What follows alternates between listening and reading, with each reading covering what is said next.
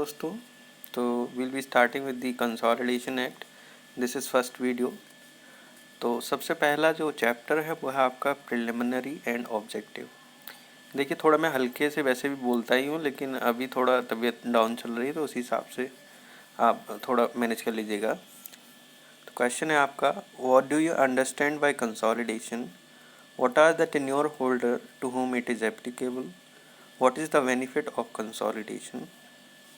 Or write short note on the following: land excluded from consolidation scheme, or explain the following as provided under UP Consolidation of Holdings Act 1953 और consolidation. Simple mean पहले समझ लीजिए आप, consolidation होता क्या है। Consolidation का मतलब होता है कि कोई भी ऐसी प्रोसेस जिससे आप किसी भी ज़मीन को, जो कि क्या कहते हैं, आपका छोटी छोटी फ्रेगमेंटेड ज़मीन होती हैं, उनको एक बड़े भूभाग दे दिया जाता है। बड़ा भूभाग मतलब एक बड़े रेक्टेंगुलेशन टाइप का, कोई एक चौकोर टाइप का, आयताकार टाइप की एक ज़मीन दे दी जाती है कि ये आपकी ज़मीन रही। ठीक है, अब वो आपकी जो ज़मीन थी उससे जोड़ के भी ज़मीन दी जा सकती है, या आपकी ज़मीन के अलावा कोई दूसरी ज़मीन भी दी जा सकती है। कंसोलिडेट कर दी जाएगी। मान लीजिए 5-5 बीघा के आपके 4 खेत हैं, तो आपको एक 20 बीघा का चक दे दिया जाएगा। तो ये होता है आपका कंसोलिडेशन प्रोसेस। पहले मैं बता चुका हूँ, नहीं बताया तो अब सुन लीजिए कि पहले कंसोलिडेशन प्रोसेस जो हुआ करता था वो वॉलेंट्री नेचर का होता था, कि करीब 1/8 किसान जाते थे। मतलब जो 1939 के समथिंग का कोई एक्ट था जिसके थ्रू कंसोलिडेशन होता था, तो उसमें क्या होता था कि 1/8 जो थे किसान, जैसे मान लीजिए 10,000 किसान हैं, तो 1250 किसान जाते थे, कहते थे कि हमें जो है सर कंसोलिडेशन कराना है। तो स्टेट गवर्नमेंट देखती थी कि हाँ भैया, अब किसानों की मर्जी है तो करा देती थी। अब ये जो वॉलेंट्री नेचर ऑफ कंसोलिडेशन का, ये इसको ख़त्म कर दिया है। अब वॉलेंट्री नेचर ना होके, क्योंकि कॉन्स्टिट्यूशन आ गया, तो स्टेट रिस्पॉन्सिबिलिटी ज़्यादा बढ़ गई थी। ये नीति निर्देशक तत्व में आ गया कि हम जो है वेलफेयर ऑफ स्टेट को मेंटेन करें 38 के थ्रू आर्टिकल, एंड 39 EF के through equal concentration of wealth हो पाए। इक्वल कॉन्सेंट्रेशन ऑफ वेल्थ कैसे? जैसे मान लीजिए आपके अलग अलग खेत हैं, आप पहले सुनिए इस चीज़ को। आपके अलग अलग खेत हैं, तो आपका क्या होगा कि कहीं आपने ज़मीन ले रखी है जिसकी वैल्यू बहुत ज़्यादा है, कहीं जो ज़मीन ले रखी है उसकी वैल्यू लेस है। तो ये इकोनॉमिक जो आपकी होल्डिंग है उसको तो बढ़ावा दे रहा है, बट आपकी जगह जगह फ्रेगमेंटेड ज़मीन होगी तो उस पर प्रोडक्शन तो ऑब्वियसली कम होने वाला है, क्योंकि आप ज़मीन को प्रॉपर टाइम नहीं दे पाओगे जो ज़मीन की डिमांड है। आप मान लो एक खेत अच्छे से देख पाओगे तो दूसरा नहीं देख पाओगे, दूसरे में गाय घुस जाएंगी, दूसरे में चोरी हो जाएगी, दूसरे में भैया कुछ भी हो सकता है, फेंसिंग ना हो तो पूरी फसल ख़राब हो सकती है, ड्रेनेज सिस्टम ना हो तो पानी इकट्ठा हो सकता है, तो एटसेट्रा एटसेट्रा बहुत सारी प्रॉब्लम थी। इन सबको प्रॉब्लम्स को मद्देनज़र रखते हुए तो स्टेट ने एक कहा कि कंसोलिडेशन, चूँकि हमने टेनर होल्डर को ज़मीन तो अलॉट कर दिया 1950 के बाद लैंड रिफॉर्म करके, पर हमें एक एक्ट बनाना है जिससे कि हम जो है लैंड को कंसोलिडेट कराएं और कृषि उपज को ज़्यादा बढ़ा दें। कृषि उपज जब ज़्यादा होगी तो क्या होगा कि जब ज़्यादा होगी तो हमारी इकोनॉमी सुदृढ़ हो जाएगी, यानी मजबूत हो जाएगी। तो हमारी इकोनॉमी को मजबूत बनाना 39 EF का फ़ायदा लेते हुए स्टेट अपनी कैपेसिटी में ये देखती है कि यहाँ जगह कंसोलिडेशन करा सकते हैं, तो उस पर्टिकुलर एरिया या उस पर्टिकुलर ब्लॉक को चयनित कर लेती हैं कंसोलिडेशन प्रोसेस के लिए, और वहाँ जो है कंसोलिडेशन करा देते हैं। अब कंसोलिडेशन के क्या क्या फ़ायदे हो सकते हैं वो सुन लीजिए, पहले समझ लीजिए, क्योंकि ये क्वेश्चन आगे भी आएगा। तो कंसोलिडेशन के क्या फ़ायदे हो सकते हैं? पहले तो ये हो सकता है कि आपका जो फील्ड का एरिया बढ़ जाएगा, 5 बीघा से 20 बीघा की ज़मीन हो गई। मान लो 3 खेत का हुआ तो 15 बीघा की हो गई। कंसोलिडेशन 3 खेतों का हुआ है तो उससे होगी, क्योंकि चौथे का इसलिए नहीं हो पाया कि दूसरा जो बंदा था जिससे आप कंसोलिडेट कर रहे थे वो एग्री नहीं किया। ठीक है, तो ऐसी कुछ प्रॉब्लम्स भी तो आ सकती है ना, कि भाई जिसके साथ कंसोलिडेशन कर रहे हो he is not readily available और he is not ready to do so, तो उस केस में भी तो कंसोलिडेशन कैंसिल हो सकता है ना। तो ऐसी चीज़ें हम आगे पढ़ेंगे कि कैंसिलेशन ऑफ कंसोलिडेशन कैसे होता है, वो सब आगे की चीज़ है। लेकिन हमें समझदारी क्या है कि हमारा लैंड का जो एरिया है वो बढ़ जाता है, हमारा जो खेत में पहुंचने का टाइमिंग था वो थोड़ा कम हो जाता है, कि हम एक खेत को अच्छे से पहुंच पाएंगे और टाइम अच्छे से मैनेज कर पाएंगे, तो मैनेजमेंट ऑफ टाइम हो जाता है सेकंड पे। थर्ड ये हो जाता है कि हम प्रॉपर फेंसिंग कर सकते हैं, चारों तरफ चार दीवारी कर सकते हैं। 5 में क्या है, हम प्रॉपर डिचेस बना सकते हैं, गड्ढे बना सकते हैं। मान लो कोई भी जंगली सूअर होता है तो जंगली सूअर जब आते हैं ना तो गड्ढे वड्ढे होते हैं तो वो ज़मीन में रह नहीं पाते। जंगली सूअर जब हमारे यहाँ जब खेतों में जब जाते हैं तो वो भैया अगर गड्ढे वड्ढे नहीं हुए ना, उनको ये प्रॉपर डिचेस नहीं हुए तो वो बहुत पूरी फसल ख़राब कर देते हैं। प्रॉपर फेंसिंग नहीं हुई तो वो पूरी फसल ख़राब कर देंगे, तो कोई फ़ायदा तो है नहीं। देखो किसी को मारना के लिए थोड़ी ना फेंसिंग कराते हैं, अपने प्रोटेक्शन के लिए फेंसिंग कराते हैं, ठीक है। ड्रेनेज सिस्टम अच्छा हो जाएगा। मान लीजिए आपके पानी की व्यवस्था ठीक नहीं है तो आप अच्छे से जो है नालियाँ बना पाएंगे अपने, जब एक ही खेत होगा तो उसमें अच्छे से करोगे ना आप, उसकी सुरक्षा अच्छे से कर पाओगे और ट्रेस पास से बच पाओगे, थीप से बच पाओगे, चोरियाँ नहीं हो पाएंगी, कम हो पाएंगी, और प्रॉपर सिंचाई का माध्यम भी आप ढूंढ पाओगे। तो ये सारी चीज़ें, ये सारी व्यवस्था आप अच्छे से कर पाओगे। This is the objective of consolidation, ठीक है। अब हम इस एक्ट के थ्रू पढ़ते हैं, इस मतलब चैप्टर के थ्रू पढ़ते हैं क्या ये कहना चाह रहा है, ठीक है। ये हमने बेसिक समझ लिया। बेसिक समझना बहुत ज़्यादा ज़रूरी होता है किसी भी एक्ट का। और हमने कॉन्स्टिट्यूशनल इसेंस भी समझ लिया कि ये नीति निर्देशक तत्व थे कि हम जो है वेलफेयर ऑफ स्टेट को मेंटेन करेंगे, ठीक है। चूँकि 1950 के बाद लैंड रिफॉर्म हुए थे ना, इस वजह से। अब आपका देख लेते हैं सेक्शन 3 क्लॉज 2 एक्ट का डिफाइन करता है कंसोलिडेशन को। यह कहता है कि rearrangement of holding in a unit amongst several tenure holders in such a way as to make their respective holding more compact. तो जो कंसोलिडेशन है वो रीअरेंजमेंट ऑफ होल्डिंग, यानी कि एक तो होता है अरेंजमेंट ऑफ होल्डिंग, एक होता है रीअरेंजमेंट ऑफ होल्डिंग। यानी होल्डिंग तो आपकी पहले से थी, अब उनका रीअरेंजमेंट हो रहा है, उनको दोबारा से व्यवस्थित किया जा रहा है कि आपको चक के रूप में दे दिया जाए, ठीक है। Amongst several tenure holder in such a way, किस प्रकार से, to make their respective holding more compact, उनकी जो होल्डिंग है उसको कॉम्पैक्ट बना दिया जाए, उनको जो है सीमाएं निर्धारित कर दी जाए कि ये भैया ये फलानी ज़मीन आपकी हो गई अब, ठीक है।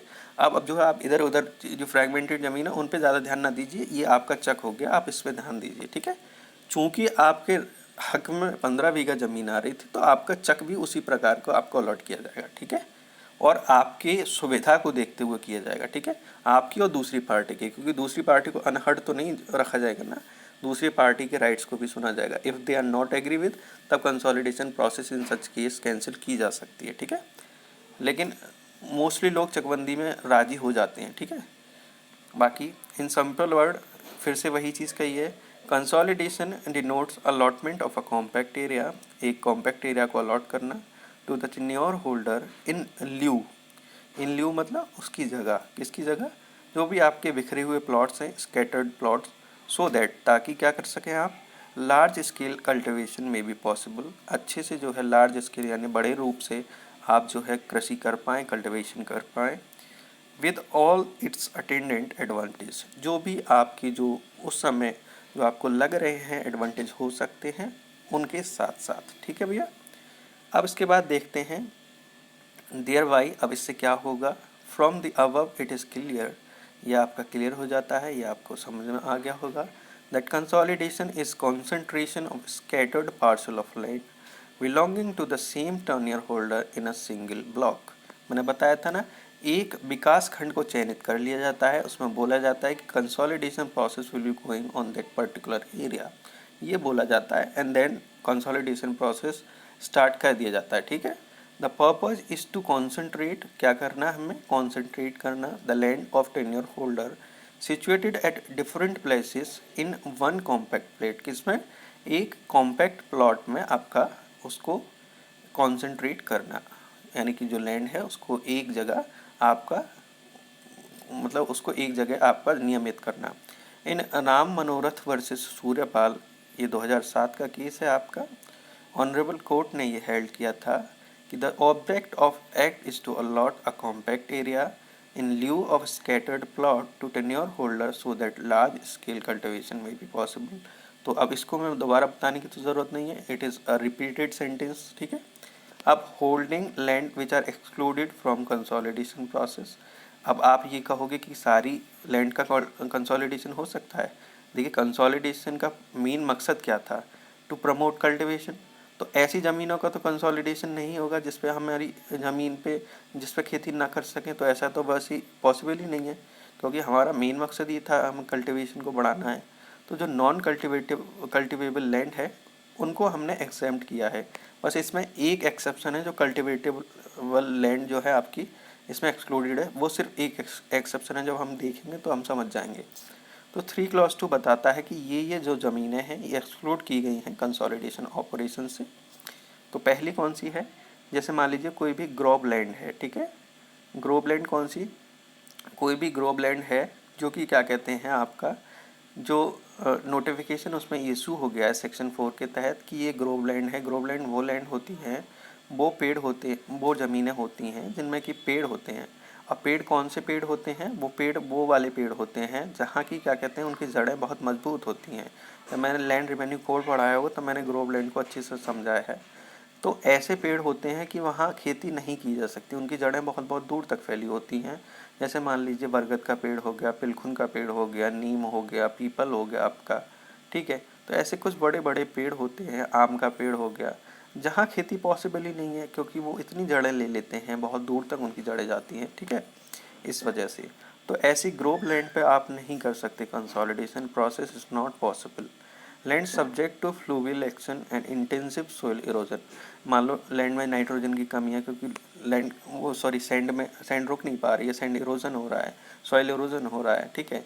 सॉइल इरोजन होगा तो आपकी वनस्पति हो नहीं पाएंगी, पेड़ पौधे नहीं हो पाएंगे, आपकी जो है आपका जो भी आप करना चाहते हैं आपकी कृषि के लिए वो ज़मीन जो है बिल्कुल भी आपकी कृषि के लिए वो जो है वैलिड नहीं है, वैध नहीं है, और वो प्रतिकूल मानी जाएगी, यानी कि वो कृषि के अनुकूल नहीं है, वो प्रतिकूल ज़मीन है। तो ऐसी चीज़ जो कृषि के प्रतिकूल होगा, why would you go for consolidation, then it is not allowed, ठीक है। उसके बाद है आपका land mentioned in section 132 of UP zamindari abolition and land reform act. तो ये आपकी पब्लिक यूटिलिटी लैंड होती हैं जिसमें कि आपका कंसोलिडेशन आपका अलाउड नहीं किया गया है, ठीक है। उसके बाद such compact area as are normally subject to prolonged water logging, जहाँ आपको लगता है कि पानी इकट्ठा हो सकता है, भैया गड्ढे नुमा कोई भी ज़मीन है, कोई भी निचले मतलब ऐसी ज़मीन है जो कि क्या कहते हैं बहुत निचले स्तर पे, इन द सेंस जैसे बोला जाता है ना कि मान लो सड़क आपकी ऊंची है और ज़मीन आपकी बहुत नीचे नीचे लेवल पे है, वहाँ पानी इकट्ठा होने का खतरा है। तो ऐसी ज़मीनों को क्यों कंसोलिडेशन प्रोसेस में रखेंगे, जहाँ भैया खेती होने की संभावना कम है या खेती ख़राब हो सकती है। उसके बाद ऊसर, देखिए ये आपको टास्क दिया जाता है, गूगल पे जाके सर्च कीजिएगा ऊसर ज़मीन कौन से होते हैं, ऊसर प्लॉट्स कौन से होते हैं, कलार प्लॉट्स कौन से होते हैं और रिहाला प्लॉट्स कौन से होते हैं। जब आप देखेंगे तो आप समझ जाएंगे कि ये क्यों एक्सक्लूड किए गए हैं कंसोलिडेशन प्रोसेस से, ठीक है। उसके बाद land in use for growing पान, पान के लिए अगर स्पेशली कोई लैंड है तो उसका कंसोलिडेशन प्रोसेस नहीं होगा। गुलाब के लिए है तो नहीं होगा, बेला के लिए है तो नहीं होगा, जैस्मिन के लिए है तो नहीं होगा, केवड़ा के लिए है तो नहीं होगा। और वैसे भी इनको अरोमा प्लांट्स बोला जाता है, ठीक है, और they are medicinal plants too, ठीक है। जैसे कि आपका पान थोड़ा मेडिसिनल प्लांट भी है और अरोमा, तो इसलिए इनको जो है एक्सक्लूड किया गया है। Such other areas as the director of consolidation may declare to be unsuitable, ठीक है, जैसा भी उन्हें अनसूटेबल लगे, देन इन सच केस वो कंसोलिडेशन प्रोसेस की उससे गायब हो सकते हैं। अब जो मैंने बताया था आपको कि एक एक्सेप्शन है जो कि क्या कहते हैं आपका कल्टिवेबल लैंड है लेकिन उसको एक्सक्लूड किया गया है, तो वो यही है जो मैंने बोला था आपको गूगल पे देखने को, ऊसर कलार रिहाला plot forming a compact area including cultivable land within such area. तो आप जब ये चीज़ देखोगे ऊसर कलार और रिहाला प्लॉट क्या होते हैं, तब आपको समझ में आ जाएगा कि उसमें कल्टिवेबल लैंड जो इंक्लूडेड हैं वो भी क्यों एक्सक्लूड की गई हैं। तो इसलिए मैंने आपको ये टास्क दिया, ठीक है। अब tenure holder on home the act is not applicable, sorry act is applicable, मतलब टेन्योर होल्डर जिस पे एक्ट एप्लीकेबल है वो इसकी लिस्ट दे के रखी है। तो आपका भूमिदार विद ट्रांसफरेबल राइट होगा, 3 क्लॉज 11 में दे रखा है ये। और भूमिदार विद नॉन ट्रांसफरेबल राइट होगा, असामी होगा, आपका गवर्नमेंट लेसी या गवर्नमेंट ग्रांटी होगा, और आपका कोऑपरेटिव फार्मिंग सोसाइटी जो कि क्या कहते हैं आपका जैसा भी कंडीशंस आपका जो है प्रेस्क्राइब्ड है उस हिसाब से। नेक्स्ट क्वेश्चन आपका डिस्कस करते हैं। As per the provision of UP consolidation of holding act 1953 explain the following. क्या क्या एक्सप्लेन करना है? Aims and objective of consolidation of holding, discuss the objective of consolidation of land. देखिए, मैंने basic बताया था उसमें वो सारे बेसिक बताए थे, वही रिपीटेड है, तो मैं इसको सिर्फ पढ़ूंगा और आपको समझाऊंगा, आप समझते जाएंगे। मुझे यहाँ तक कॉन्फिडेंस है आप पर कि आप समझ जाएंगे। तो मेन ऑब्जेक्टिव इस एक्ट का है कि एक कॉम्पैक्ट एरिया को अलॉट करना इन ल्यू ऑफ स्कैटर्ड प्लॉट्स, जो भी आपके बिखरे हुए प्लॉट्स हैं, जिससे कि लार्ज स्केल ऑफ कल्टिवेशन में be possible with all it's attendant advantage. जब आप 2-3 बार ये सेंटेंस पढ़ोगे ना, अपने आप आपको ये रट सा ही जाएगा ये सेंटेंस। वैसे भी रटने की ज़रूरत है नहीं, समझ तो आप गए हो ऑलरेडी, बट अगर इन द सेंस आपको नहीं है capacity to remember something, then आपको अगर 1-2 बार रटोगे तो मतलब देखोगे इसको तो समझ जाओगे। एटलीस्ट आपको ये रट जाएगा सेंटेंस कि भैया ये होता है, एक अलॉटमेंट ऑफ कॉम्पैक्ट एरिया होता है, जो कि क्या कहते हैं आपके इन ल्यू ऑफ स्कैटर्ड प्लॉट्स होता है, ठीक है, और हम large scale of cultivation possible होता है इन ऑल अटेंडेंट एडवांटेज। तो आपका रट भी गया एक तरह से, ठीक है। बाकी आप समझ तो गए ही हैं। तो आपके क्या क्या बेनिफिट हो सकते हैं वो हम देखते हैं। ये देखिए, डेटेड आपका याद रखने की ज़रूरत है नहीं कि आपका 7/3/1953 में ही आया है। बाकी आप अगर रखना चाहें याद तो बाकी बहुत बढ़िया है। तो आपके क्या क्या बेनिफिट हैं देखिए। Boundary line will be reduced in number and extent. अब इन नंबर तो आपको समझ में आ जाएगा कि इन नंबर्स बाउंड्री लाइन कैसे रिड्यूस हो जाएंगी। जैसे 4 खेत हैं आपके, तो 4 बाउंड्री लाइन हो गई, मतलब 4 खेत के हिसाब से चारों खेतों की अलग अलग बाउंड्री लाइन हो जाएंगी। अगर आपका एक ही चक हो जाएगा तो एक चक के हिसाब से बाउंड्री लाइन होंगी, तो नंबर तो कम हो गया।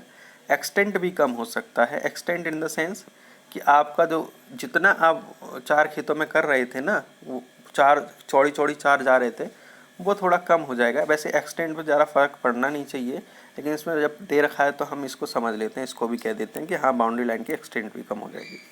बाकी consolidation would save the land, ठीक है, वो तो समझ में आ गया। एंड डिमिनिश बाउंड्री डिस्प्यूट्स, क्योंकि बाउंड्री डिस्प्यूट्स कम होंगे भैया। आप अपनी राजी से कंसोलिडेशन प्रोसेस करा ही रहे हो, ठीक है। अब जो है कंसोलिडेशन प्रोसेस नियमित चक आपका लॉट हो गया है, रिकॉर्ड्स में आपका मेंटेन हो गया है, तो बाउंड्री डिस्प्यूट्स भी कम होंगे क्योंकि वो सॉल्व हो गया है। चकबंदी के दौरान ये बहुत अच्छा फ़ायदा होता है, जब आपको चक्स अलॉट होते हैं तो आपके रिकॉर्ड्स हो जाते हैं, करेक्ट हो जाते हैं रिकॉर्ड। जब चकबंदी प्रोसेस होता है तो इससे क्या होता है, अब जैसे हर गांव में, यार हमारे गांव में क्या तुम्हारे गांव में, किसी के भी गांव में ज़्यादातर मैड की प्रॉब्लम होती है कि हाँ ये मैड हमारी है, ये इन्होंने जोत ली। सिर्फ इसी बात पे बहुत बहुत बड़ी लड़ाइयाँ हो जाती हैं। तो वो boundary disputes will be lesson, ठीक है, तो वो कम हो जाएंगे। एंड और उसके बाद larger field would be possible, बहुत बड़े बड़े खेत हो जाएंगे, ये समझ में आ गया। And time would be saved in making trips to the field, खेतों में जाने का जो समय लगता था वो कम हो जाएगा। If land were all in one piece, ठीक है, अगर लैंड एक ही जगह होगी तो हम बैरियर्स बना सकते हैं। बैरियर्स कैसे कैसे बैरियर? फेंसिंग कर सकते हैं चारों ओर, आपका जो है चार दीवारी बना सकते हो, आप हेजेस बना सकते हो, डिच बना सकते हो। और प्राइवेसी ऑब्टेन करने के लिए कि आपकी जो है प्राइवेट ज़मीन है, आप प्राइवेसी ऑब्टेन करना चाहते हो, then you can make such fences, hedges and ditches, ठीक है। एंड ट्रेसपासिंग को प्रिवेंट करने के लिए कोई जानवर ना आए, कोई व्यक्ति ना आए, कोई भी आपका ट्रेसपास ना करे, आपकी ज़मीन पर चोरी ना करे, थीविंग ना करे, और ग्लीनिंग चकारी ना करे। तो चोरी चकारी से भी आप जो है अपनी ज़मीन को सेव कर सकते हैं। उसके बाद the control of irrigation and drainage water would be easier. तो जो इरिगेशन सिंचाई का जो नियंत्रण है या ड्रेनेज वाटर, क्योंकि आप सिंचाई के प्रोसेस अच्छे से कर पाओगे, आप सिंचाई की व्यवस्था अच्छे से कर पाओगे। ट्यूबवेल लगा लोगे यार जब बड़ा खेत होगा तो, ठीक है, या ट्यूबवेल ना लगाओगे तो पंप सेट आप कंस्ट्रक्ट करा दोगे, बोरिंग करा दोगे, वट जो आपको उचित लगेगा वो आपको करा दोगे, वरना पानी की व्यवस्था तो आप ढंग से रखोगे जब आपकी इतना बड़ा खेत होगा। जब आपको फ़ायदा हो रहा है, जब आपको कृषि में उपज हो रही है, तो वाई नॉट, आप करोगे उसके लिए। और ड्रेनेज वाटर, आप ड्रेनेज सुविधा भी करोगे कि पानी इकट्ठा ना हो जिससे कि आपकी फसल को नुकसान हो, तो इसलिए आप ड्रेनेज वाटर भी, मतलब ड्रेनेज का सिस्टम भी बनाओगे। नालियाँ वगैरह जो कंस्ट्रक्ट करते हैं वो प्रॉपर उसकी लाइनिंग करोगे, ठीक है। उसके बाद कंट्रोल ऑफ पेस्ट, आप कीटनाशक का कंट्रोल करोगे, नियंत्रण करोगे कि कीटनाशक ना लगे, कीड़े ना लगे, इंसेक्ट ना लगे, और कोई भी बीमारी, जैसे बीमारी का मतलब जैसे हमारे यहाँ गेहूँ में ना, अब मुझे नहीं पता आपके यहाँ क्या बोलते हैं उस बीमारी को, हमारे कहते हैं गेहूँ में बंदरिया लग गई। बंदरिया इन द सेंस होता है कि गेहूँ को पूरा खा जाती है वो, गेहूं की जो भी फसल होती है ना उसको पूरा सा वो जो है खोखला कर देती है, तो उसको कहते हैं गेहूं में बंदरिया लग जाना। अब मान लीजिए आपका खेत एक जगह होगा तो आप पेस्ट कंट्रोल करोगे, कुछ ना कुछ तो करोगे ना उस चीज़ को प्रिवेंट करने के लिए, तो that would be easier for you. ठीक है। Consolidation authorities have been conferred with the power to adjudicate right, title and interest of the parties. Consolidation authorities को ये पावर भी कन्फर की गई है कि जो भी आपके अधिकार, टाइटल या इंटरेस्ट जो भी है पार्टीज़ के, वो आपका एडजुकेट हो पाए। ठीक है। जो भी रेमेडी है अपील, रिवीजन, रेफरेंस की, वो भी इसमें दे रखी हैं कोड के तहत, मतलब एक्ट के तहत। वो किसको दे रखी हैं? जैसे मान लीजिए आप किसी भी उस ऑर्डर से एग्रीड महसूस कर रहे हैं तो आप अपील में भी जा सकते हैं, आप रिवीजन भी जा सकते हैं, और आप रेफरेंस भी जा सकते हैं। अपील किसको करोगे? कंसोलिडेशन ऑफिसर करोगे। रिवीजन किसको करोगे? सेटलमेंट ऑफिसर को करोगे, या रेफरेंस टू बी मेड। ठीक है। अब प्रोविजन जो है वैल्यूएशन ऑफ प्लॉट्स से रिगार्डिंग भी बनाए गए हैं कि किस आधार पर आप प्रोडक्टिविटी करोगे। ठीक है। अब प्रोडक्टिविटी मतलब जैसे मान लो आपकी वैल्यूएशन किस हिसाब से देखी जाएगी, ज़मीन की कितनी वैल्यू है। एक तो देखा जाएगा कि आप प्रोडक्टिविटी कितना करते हो, इरिगेशन सिंचाई की व्यवस्था कैसी है भैया आपके यहाँ ज़मीन पे, तभी तो आपका वैल्यूएशन किया जाएगा ज़मीन का। लोकेशन क्या है, क्या आपकी दिल्ली में सिचुएटेड है, क्या आपकी नोएडा में सिचुएटेड है। मैं तो ये एग्जांपल बता रहा हूँ, बट चकबंदी में दिल्ली नोएडा थोड़ी ना देखोगे, मतलब एक एग्जाम्पल के तौर पे दे रहा हूँ मैं। तो आप ये लोकेशन भी देखोगे कि भैया कौन से एरिया में ये बिलोंग करती है, इसकी वैल्यूएशन कितना होगा in consultation with consolidation committee. और ये आप अकेले नहीं करोगे, आप किसकी तरह समझ-बूझ के करोगे, किसके साथ मिलकर करोगे? कंसोलिडेशन कमेटी के साथ मिलकर। जो ऑफिसर होगा, कंसोलिडेशन ऑफिसर जो भी होंगे, कंसोलिडेशन कमेटी के साथ मिलकर आप जो है वैल्यूएशन करेंगे। Certain types of holding have been excluded from the consolidation officer, that has already been told by me. ठीक है। अब राम मनोरथ वर्सेस सूर्यपाल, ये हम पहले भी देख चुके हैं केस को, फिर देख लेते हैं कि पर्पज ऑफ कंसोलिडेशन का मतलब ही ये है कि कृषि का बढ़ावा, विकास करना, और जो भी लार्जर स्केल पर जो है प्रोडक्शन ऑफ फूड ग्रेन्स, जो भी आपके खाने वाले ग्रेन्स हैं जो कि नीड ऑफ द डे है, उनको हम जो है बढ़ावा दे सकें। ठीक है, उनका लार्जर प्रोडक्शन कर सकें। नेक्स्ट है आपका discuss the consolidation officer. Consolidation officer को डिस्कस करना है। तो सेक्शन 3 क्लॉज 1 आपका डिफाइन करता है consolidation officer, assistant consolidation officer, sorry. तो 3 क्लॉज 1 आपका असिस्टेंट कंसोलिडेशन ऑफिसर को डिफाइन करता है। ये पर्सन वो होते हैं जो स्टेट गवर्नमेंट के द्वारा अपॉइंट किए जाते हैं। ये मतलब इनका काम होता है to exercise power and perform the duties of assistant consolidation officer. ठीक है, इस एक्ट और रूल के तहत। ठीक। और ये एक असिस्टेंट रेक्टेंगुलर ऑफिसर को भी इंक्लूड करेंगे। अब हम इस डेफिनेशन से ये देख लेते हैं कि क्या क्या, अब ये क्या क्या होता है। तो इसको अपॉइंट कौन करता है भैया? आपका स्टेट गवर्नमेंट अपॉइंट करता है। ये किस पर्पज़ के लिए होते हैं? ये पर्पज़ जो भी आपके एक्ट के अंतर्गत इनके लिए पावर या परफॉर्मेंस ऑफ ड्यूटीज़ जो बताई गई हैं उसके तहत भैया जो है ये काम करते हैं। ये वही चीज़ जो है ये पावर और परफॉर्मेंस करते हैं कि आपकी क्या शक्तियाँ हैं, आप किस कार्य को कितना कर सकते हैं, ये आपका एक्ट बताता है।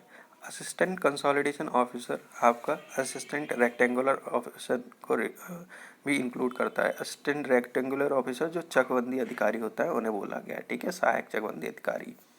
अब आपका नेक्स्ट है आपका कंसोलिडेशन ऑफिसर और टेन्योर होल्डर को बताना है।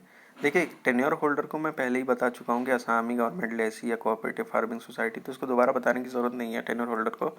अब आपका सिर्फ हम कंसोलिडेशन एरिया देखेंगे और ये चैप्टर कंप्लीट हो जाएगा।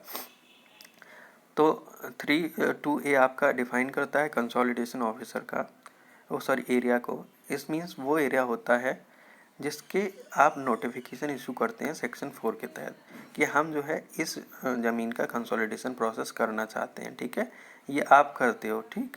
अब जैसे मान लीजिए किसी भी ज़मीन पर आपका UP zamindari abolition and land reform या कोई भी ज़मींदारी सिस्टम के हिसाब से, ठीक है, वो ज़मीन मान लो आपका अबॉलिश कर दी गई है, मान लो। ठीक है, अब मान लो कोई भी नोटिफिकेशन के थ्रू मान लो कोई भी एरिया आपका यूपी ज़मींदारी अबोलिशन या ज़मींदारी सिस्टम के थ्रू आपका अबोलिश कर दिया गया है, तो उस पर भैया कंसोलिडेशन प्रोसेस होगी नहीं, क्योंकि वो already been excluded from UP zamindari abolition.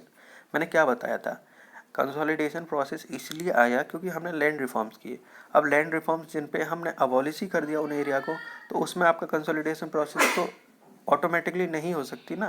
तो इसलिए बोला गया है कि सेक्शन 4 में हम उन एरिया के लिए नोटिफिकेशन पे इशू कर सकते हैं कंसोलिडेशन प्रोसेस के लिए, जो कि क्या कहते हैं आपका मतलब ये ऐसे भी समझ सकते हो जिसपे कि आपका यूपी जमींदारी अबोलिशन और लैंड रिफॉर्म एक्ट ने अलाउ कर रखा है, उन्हीं ज़मीन पर हम कंसोलिडेशन प्रोसेस कर सकते हैं।